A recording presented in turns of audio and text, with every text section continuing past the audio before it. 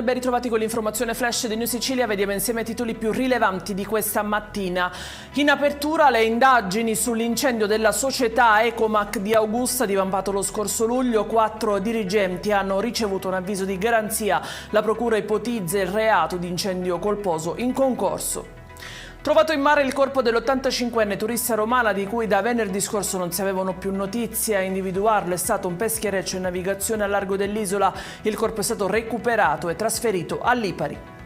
Incidente stradale a Marina di Modica, nel Ragusano. Uno scontro frontale ha causato il decesso di un uomo e il ferimento di una donna, per cui è stato richiesto l'intervento dell'elisoccorso. 2 le auto coinvolte.